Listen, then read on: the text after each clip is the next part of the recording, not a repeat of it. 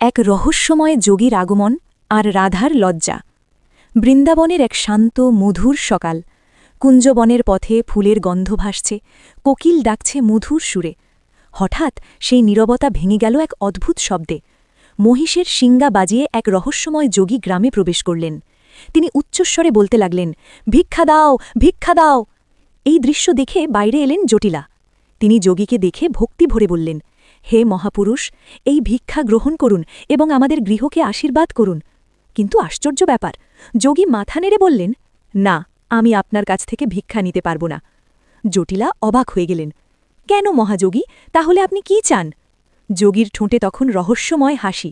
তিনি ধীরে ধীরে বললেন, আপনার পুত্রবধূ যদি নিজের হাতে আমাকে ভিক্ষা দেন তবেই আমি তা গ্রহণ করব, নইলে আমার ব্রত ভঙ্গ হয়ে যাবে। জটিলা তখন ভাবলেন, আহা, কি কঠোর ব্রতধারী যোগী। তিনি তাড়াতাড়ি ঘরে গিয়ে ডাকলেন তার পুত্রবধূ রাধা। রাধারানী ভিক্ষার থালা হাতে ধীরে ধীরে বাইরে এলেন। তিনি মৃদু কণ্ঠে বললেন, হে পূজ্য যোগী, এই ভিক্ষা গ্রহণ করুন। কিন্তু যোগী যেন তাড়াহুড়ো করছেন না। তিনি হালকা হাসি দিয়ে বললেন, ভিক্ষা নেওয়ার আগে একটি কথা শুনতে চাই। রাধা অবাক হলেন, কি কথা?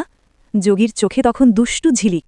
তিনি বললেন, বলবে যে তুমি নন্দের সেই অহংকারী পুত্রকে ক্ষমা করে দিয়েছ? এই কথা শুনে রাধার মুখ লাল হয়ে গেল, কারণ এই যোগী আর কেউ নন, ছদ্মবেশে দাঁড়িয়ে আছেন স্বয়ং কৃষ্ণ। পাশে দাঁড়িয়ে থাকা সখীরা তখন সব কিছু লক্ষ্য করছিলেন। ললিতা মুচকি হেসে বললেন, এই যোগীটাকে খুব চেনা চেনা লাগছে। কোনোদিন এমন দুষ্টু চোখের যোগী দেখেছ? পাশে থাকা বিশাখা হেসে বললেন, আর দেখো তো, রাধার সামনে এসে তার বৈরাগ্যই যেন উধাও হয়ে গেছে। ললিতা তখন যোগীকে বললেন, হে মহাযোগী, আপনি কি সত্যি ভিক্ষা নিতে এসেছেন নাকি রাধার দর্শন করতে? যোগী নির্দোষ সাজার ভান করে বললেন, আমি এক ত্যাগী যোগী, আমার কোনো কামনা নেই। ললিতা সঙ্গে সঙ্গে উত্তর দিলেন, সত্যি? তাহলে আপনার চোখগুলো কেন ভিক্ষার পাত্রের চেয়েও বেশি কিছু চাইছে? এই কথা শুনে সব সখীরা হেসে উঠলেন। রাধারানী লজ্জায় ওড়না দিয়ে মুখ ঢেকে ফেললেন।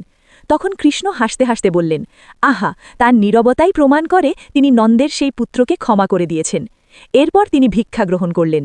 ললিতা হাসতে হাসতে বললেন, তাড়াতাড়ি চলে যান হে যোগী, না হলে জটিলা বুঝে ফেলবেন ব্রজের সবচেয়ে বড় মাখনচোর ছদ্মবেশে এসেছে।